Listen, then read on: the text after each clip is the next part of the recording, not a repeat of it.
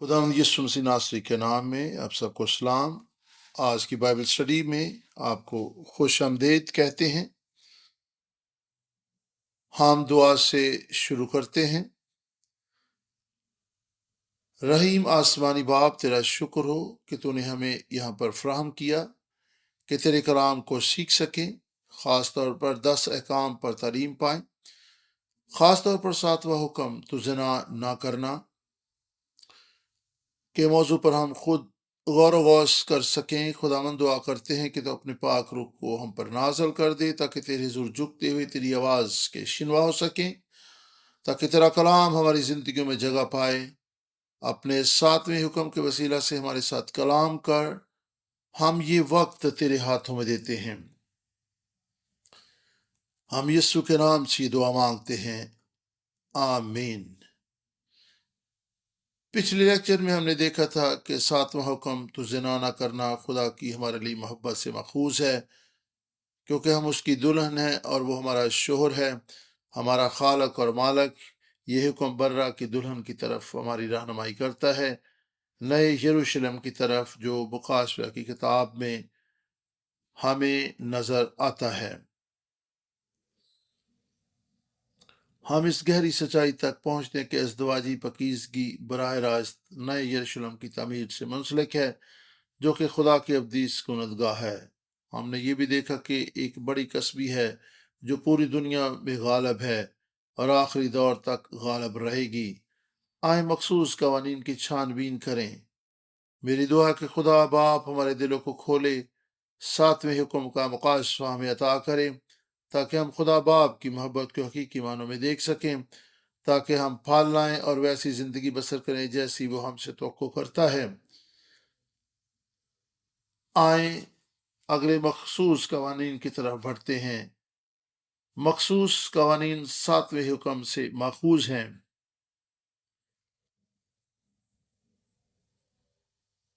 7वां हुक्म खरूज 20 बाब और 14 आयत और इस्तिश्ना 5 बाब में देखने को मिलते हैं। इस तरह दीगर हवाला जात भी हैं।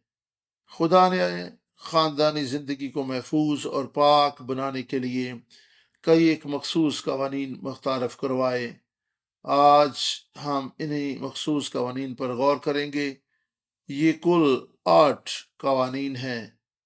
ये ऐसा नाखुशगवार सा मौजू है जिस पर लोग बातचीत करना नहीं चाहते, लेकिन हमारे पासबान रेवरेंड इब्राहम पार्क ने बड़ी मेहनत से ये किताब तरतीब दी और बड़ी मेहनत से किताब मुकद्दस की छानबीन की और 7वें हुक्म के मानी और मफहूम को समझने और इसके इतलाक के बारे में वज़ाहत से सब कुछ बयान किया। अच्छा कि हम इन मखसूस कवानीन पर गौर करें। आज हम इन तमाम कवानीन पर सैर हासिल तबसरा ना कर सकेंगे। आइंदा क्लास में बकिया कवानीन पर गौर वस करेंगे। सबसे पहले ख़ानदान के अफराद के साथ ब्याह शादी पर ममानत। शरीयत के मुताबिक अगर एक शख्स एक औरत और उसकी बेटी से शादी कर ले तो वो तीनों आग से जला दिए जाएं। पर शरीयत सख्ती से माँ बेटी के साथ जिनसी ताल्लुकात की ममानत और मुखालफत करती है। किसी भी औरत और उसकी बहन यानी साली या उसकी पोती से या फिर सतीली बहन या खाला या चाची से जिनसी ताल्लुकात खुदा की नज़र में नहायत मकरू और निजस बात है।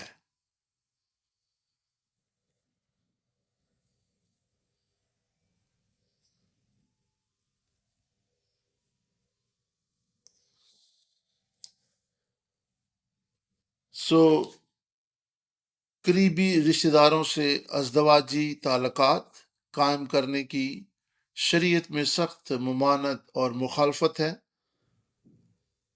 इसलिए कि खुदा चाहता था कि अज़दवाज जो है वो पाक और मुकद्दस हो।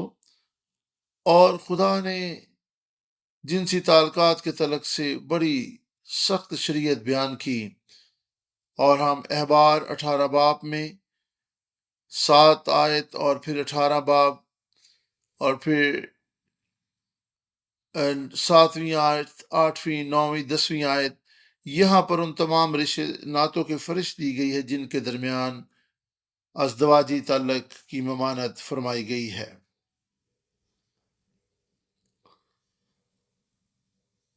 بہو بھابھی اور اس کے ساتھ بھی جنسی تعلق خدا کی شریعت کے مطابق بالکل ممنوع قرار دی گئے۔ اس طرح عورت اور اس کی بیٹی یا پوتی سے بھی جسمانی تعلق قائم کرنا مکروہ اور نجس بات تھی۔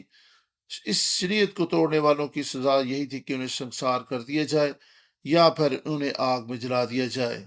شریعت نے جانوروں سے جنسی تعلقات قائم کرنے پر بھی لعنت کی، اس کی مخالفت اور ممانعت فرمائی گئی۔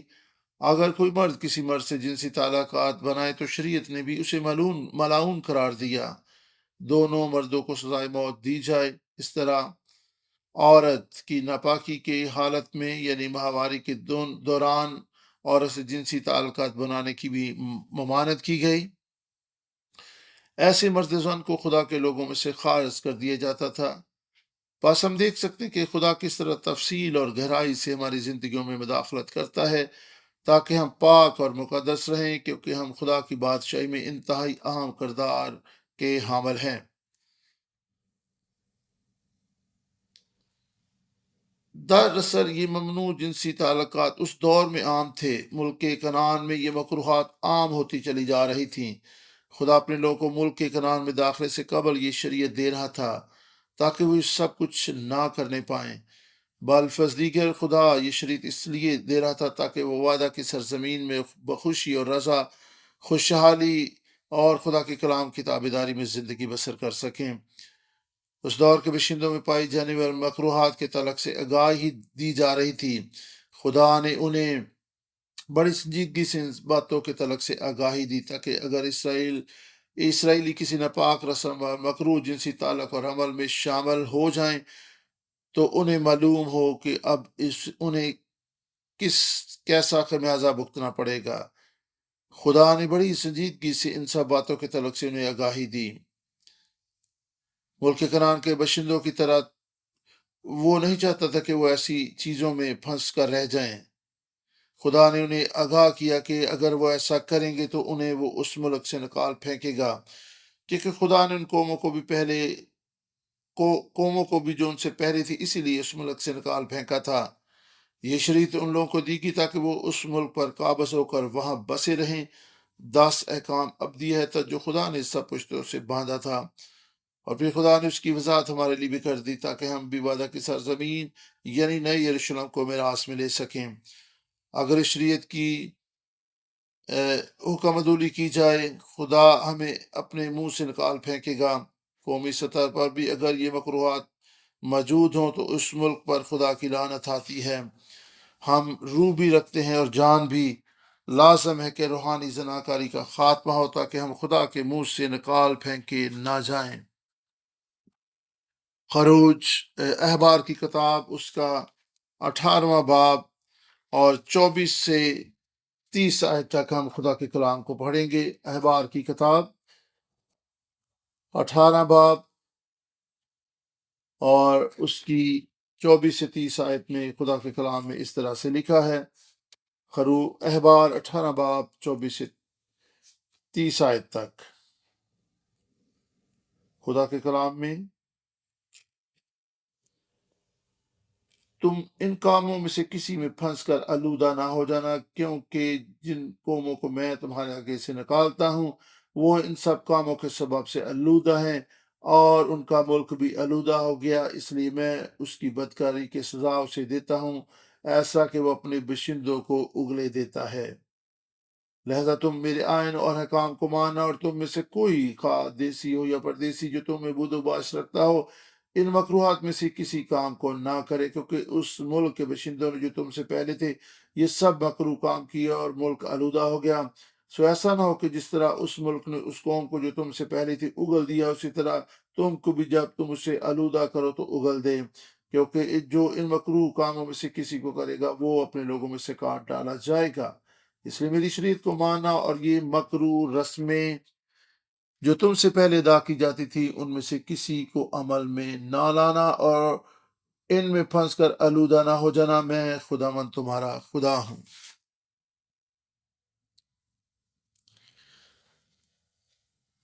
یہاں پر ہم دیکھ سکتے ہیں کہ خدا نے کس طریقے سے اپنے لوگوں کو اپنے لیے پاک بنے رہنے کی تعلیم دی۔ خدا نے بتا رہا کہ کس طرح وہ قومیں اپنی بری حرکات کے سبب سے نکال پھینکی گئیں اور تباہ حال ہوئیں۔ 25 آیت کو بھی ہم دیکھ سکتے ہیں خدا کے کلام میں سے۔ 25 آیت بیان کرتی ہے، 25 آیت میں یوں لکھا ہے، تب 5ویں سال سے ان کا پھل کھانا۔ 18 باب کی 25 آیت میں سے ہم پڑھیں گے، جو کہ خدا کے کلام میں اس طرح سے بیان کرتی ہے، اور ان کا ملک بھی آلودہ ہو گیا، اس لیے میں اس کی بدکاری کی سزا اسے دیتا ہوں، تاکہ ایسا کہ وہ اپنے باشندوں کو اگلے دیتا ہے۔ یہاں پر ہم دیکھ سکتے ہیں کہ بنی اسرائیل کو اس ملک میں آباد رہنے کے لیے خدا کے لیے پاک بنے رہنے کی ضرورت تھی۔ ہماری تقدیس کا براہ راست تعلق ہماری اس قابلیت اور صلاحیت سے ہے جس کے باعث ہم وعدہ کی سرزمین میں داخل ہوں گے، یعنی جسمانی اور روحانی وعدے جو خدا نے ہم سے کیے ہیں وہ پورے ہو سکتے ہیں۔ خدا نہیں چاہتا کہ ہم روحانی آلودگی کی حالت میں زندگی بسر کریں۔ جب ہماری تقدیس ہو جاتی ہے اور ہم قومی سطح پر بات کر رہے ہیں، اکثر و بیشتر ہم اپنی قوم کے لیے دعا کرتے ہیں، اے باپ یہ قوم تیری بادشاہی کا حصہ بن جائے، تیری بادشاہت کے کاہن بن جائیں، تاکہ پورے ملک میں انجیل کا پیغام پھیلے، مخلصی بخش پیغام پوری دنیا میں پھیلتا چلا جائے۔ ان سب دعاؤں کے جواب کے لیے تقدیس بڑی اہمیت کی حامل ہے۔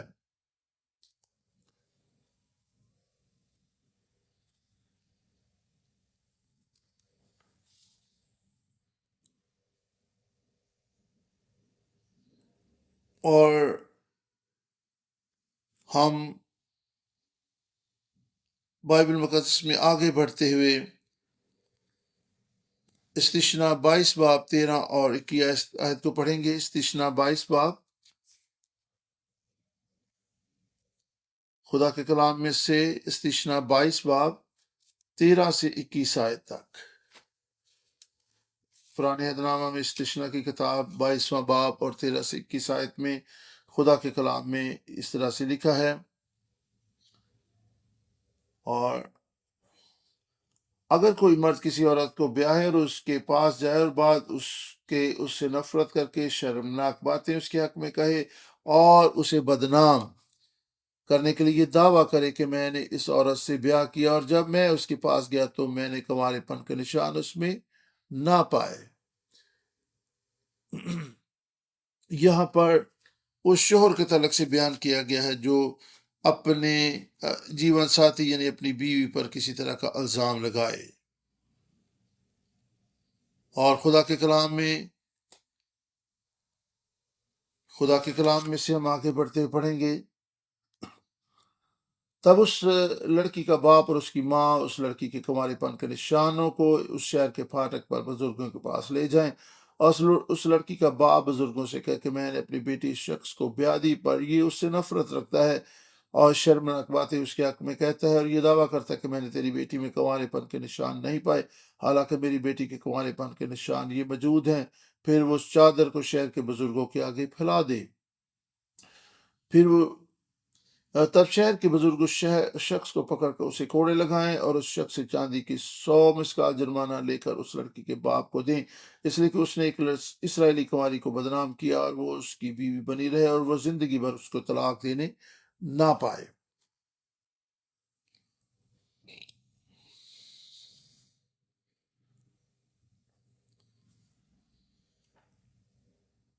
اگر نوبیتا دلہن کو کنوارپن کا ثبوت پیش کرنے سے قاصر رہتی تو بزرگ اس عورت کو اس کے باپ کے گھر سے باہر نکال کر شہر میں سنسار کر دیتے تھے، کیونکہ اس نے اپنے باپ کے گھر میں رہتے ہوئے قصبی جیسا رویہ اور طرز زندگی اختیار کیا۔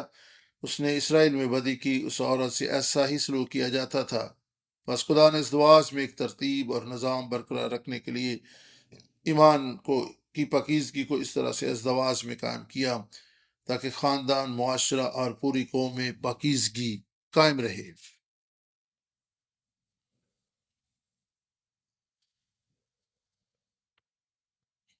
پس اس مرد کو 100 مسکال چاندی ادا کرنا پڑتی تھی۔ چاندی کی 100 مسکال آج کے دور میں کتنی رقم ہے؟ یہودا اسکروتی نے 30 سکوں میں خدا یسوع مسیح کو پکڑوایا تھا۔ یہ 4 ماہ کی مزدوری کے برابر رقم تھی۔ پس یہ آج کی اصطلاح میں 12,000 سے $5,000 تھے۔ چاندی کی 36 مسکال، 100 مسکال چاندی، $4,000 جرمانہ تھا، اور اسے اپنی بقیہ زندگی طلاق بھی نہیں دے سکتا تھا۔ آپ دیکھ سکتے ہیں کہ 7ویں حکم کے تعلق سے خدا کی اس قدر سنجیدہ تھا۔ آئیں تیسرے مخصوص قانون کی طرف بڑھتے ہیں، جو کہ جنسی جرائم کی روک تھام کے بارے میں ہے۔ اگر کوئی شخص کسی شادی شدہ عورت سے زنا کرے، دونوں ہی موت کی گھاٹ اتار دیے جائیں۔ اگر کوئی شخص شہر میں کسی کنواری منگنی یافتہ سے زنا کرے، وہ دونوں کو سنسار کر دیے جائیں۔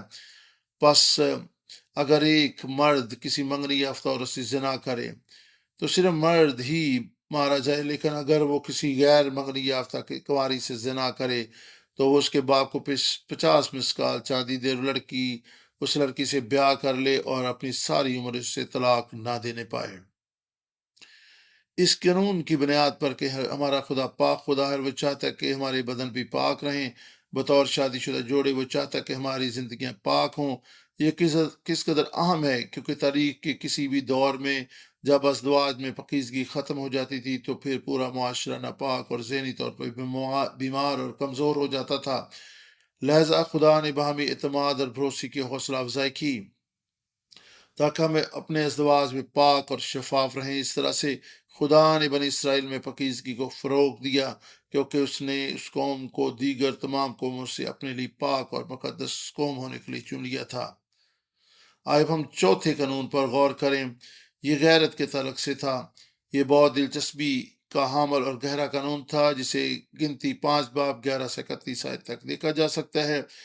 یہ بیوی کی پاکیزگی کے تعلق سے شک و شبہات میں پڑے شوہر کی تسلی اور اطمینان کے لیے تھا۔ اب اگر ایک بیوی زنا کرتی اور اس کا کوئی ثبوت بھی نہ ہوتا اور شوہر کو اپنی بیوی پر شک ہو جائے، حالانکہ وہ پاک ہو، لیکن اس کا کوئی بھی ثبوت نہ ہوتا، یہ شک اس کے احساسات کے تعلق سے ہے۔ خدا نے ایسی صورتحال کے لیے بھی شریعت دی۔ شوہر اپنی بیوی کو کاہن کے پاس لائے تاکہ وہ اس کی بے گناہی یا جرم کے تعلق سے رسم ادا کرے۔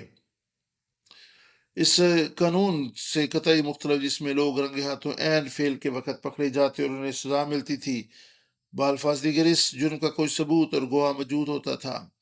اس قانون سے قطعی مختلف سے ہم معلوم کر سکتے کہ خدا کس طرح انسانی کمزوری سے واقف اور آگاہ ہے۔ یہ انسانی کمزوری کیا ہے؟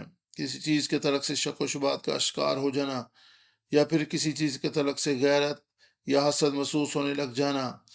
ہم پشیدہ حقائق کے تعلق سے جانکاری حاصل کرنے سے قاصر ہیں۔ خدا نے ایک شریعت دی تاکہ ازدواج اور خاندان کو پاک رکھ سکے۔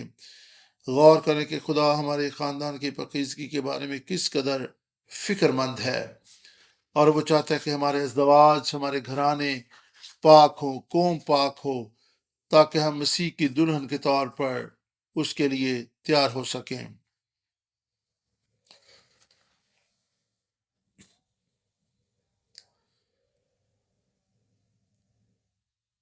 اس شریعت کے وسیلہ سے خدا نے شوہر کو بلا ثبوت شک کرنے سے روکا، اور بیوی کو شوہر کی نظر میں شک و شبہ سے بالا تر ہو کر زندگی بسر کرنے کا موقع دیا، کیونکہ اس طرح سے بیوی کے تعلق سے شک و شبہات کے شکار شوہر کے احساسات اور جذبات شدت اختیار کر سکتے تھے، جس سے وہ اس کے تعلق سے جھوٹے الزامات لگا سکتا تھا۔ آج پوری دنیا میں کئی ایک چیزیں وقوع پذیر ہو رہی ہیں۔ اس طرح زنا کے مرتکب ہونے والی عورت بھی کہہ سکتی تھی کہ وہ پاک ہے۔ پس کس طرح سے غیرت کا قانون کام کرتا تھا؟ ریورنڈ ابراہم پارک کی لکھی ہوئی 7ویں کتاب میں ساری تفصیلات درج ہیں، اس لیے کہ آپ گنتی 5 باب 11 سے 13 آیت پڑھ سکتے ہیں۔ سب سے پہلے عورت کے ساتھ کیا کیا جاتا؟ کہان اس عورت کو لے کر اسے خدا کے حضور کھڑی کرتا۔ یہ بالکل عدالت جیسا ہی ماحول ہوتا۔ پھر اس کے ہاتھوں میں پاک پانی کا برتن دے دیا جاتا۔ وہ خیمہ اجتماع کے فرش میں سے کچھ گرد لے کر اس پانی میں ملا دیتا تھا۔ یہاں پر گرد دکھ اور موت کی یاددہانی تھی۔ پھر بیوی اپنے بال کھول دیتی تھی اور اپنے ہاتھوں میں غیرت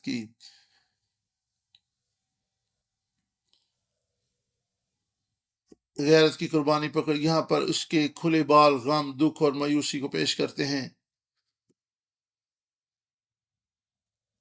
گنتی 5 باب اور 11 سے 31 آیت تک اس حوالہ کو آپ پڑھ سکتے ہیں۔ 5 باب اور 11 سے 31 آیت تک گنتی 5واں باب اور اس کی 11 سے 31 آیت میں آپ سارے واقعے کو پڑھ سکتے ہیں کہ اگر وہ عورت بے گناہ ہوتی تو اس پانی میں موجود لعنت کا اس کی زندگی پر کوئی اثر نہیں ہوتا تھا، اور اگر وہ قصوروار ہوتی تھی تو پھر اس کی ران سڑ جاتی تھی۔ 5 باب 11 سے 31 آیت تک میں اس حوالہ کو آپ کے سامنے پڑھنا چاہوں گی۔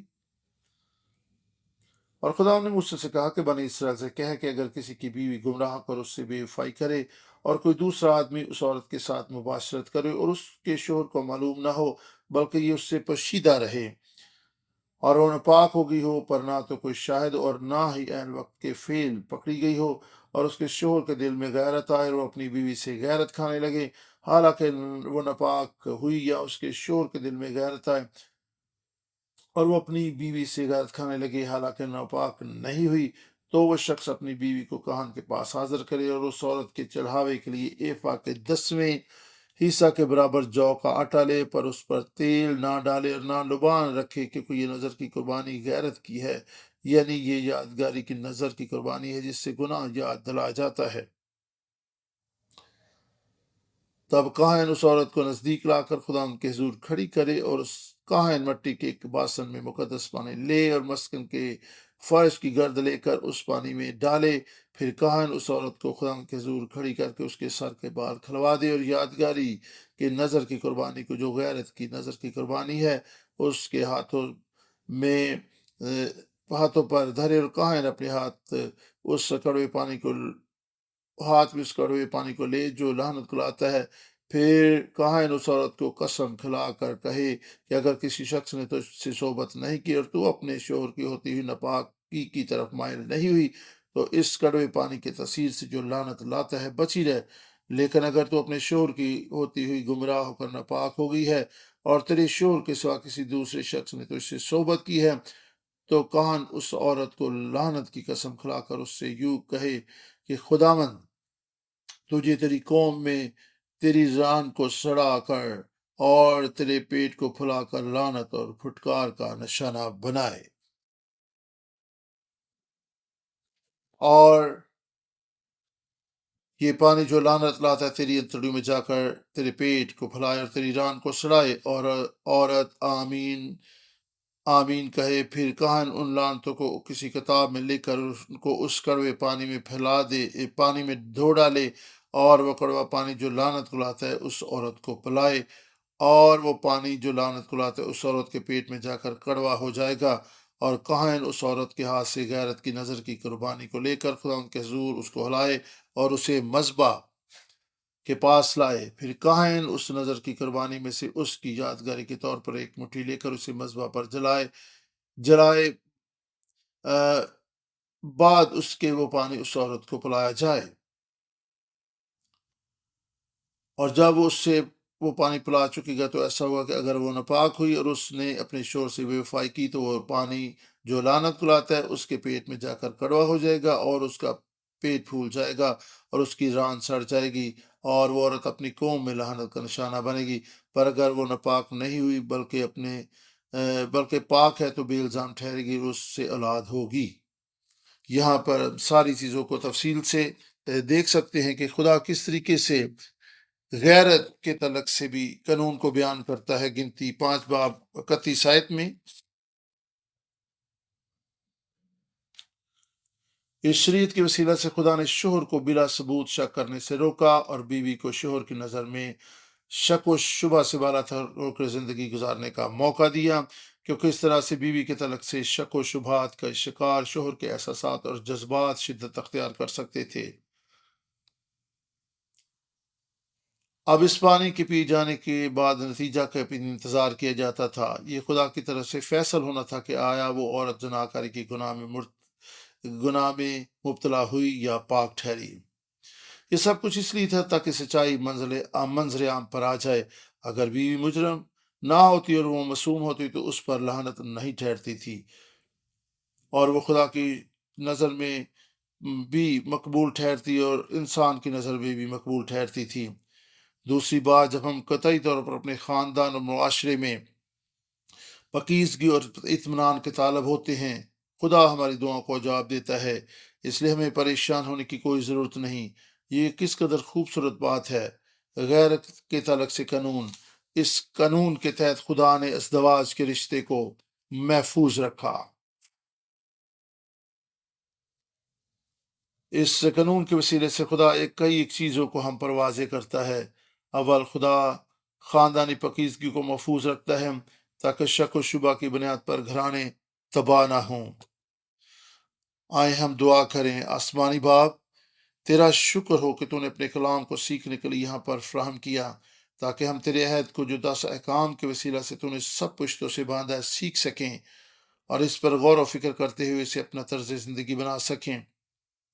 ہم جانتے کہ انسانی طاقت سے ہم 7ویں حکم پر عمل پیرا نہیں ہو سکتے، کیونکہ ہم جان گے کہ یہ صرف جسمانی گناہ نہیں بلکہ روحانی طور پر بھی اس گناہ کا گہرا تعلق ہے۔ خداوند یسوع مسیح نے کہا کہ ہم سوچ اور خیالوں میں بھی اس گناہ کے مرتکب ہو سکتے ہیں۔ آسمانی باپ، ہم اپنی ساری مشکلات، کشمکش اور مسائل تیری حضوری میں لاتے ہیں۔ خداوند، آج کی بائبل اسٹڈی کی وساطت سے تو نے ہمیں یقین دہانی کرائی ہے کہ تو ایسا خدا ہے جو نادیدنی گناہ اور خاموش الفاظ کی بھی ادارت کرتا ہے۔ تو ہی پشیدہ چیزوں کو روشنی میں لاتا ہے۔ ہماری مدد کرتا کہ ہم اپنے بوجھ تجھے دے سکیں۔ ہمارے تعلقات میں جو کوئی کشیدگی اور پیچیدگی پائی جاتی ہے، اس کا ہم تیرے حضور میں اقرار کرتے ہیں، تجھ پر بھروسہ کرتے ہیں۔ تو ہی سب مسئلوں کو حل کرنے کی قدرت رکھتا ہے۔ ہمارے کام کاج کی جگہ، ہماری کلیسیاں اور ہمارے تعلقات میں پاکیزگی اور محبت کی فضا قائم ہو جائے۔ خداوند، ہماری مدد کر تاکہ ہم تیرے لیے پاک زندگی بسر کر سکیں۔ او خداوند خدا، ہماری تقدیس کر، ہمارے خاندانوں اور ازدواجی تعلقات میں امن اور شانتی کو پیدا کر دے، یسوع کے نام سے، آمین۔ بہت بہت شکریہ۔ خداوند آپ سب کو برکت دے۔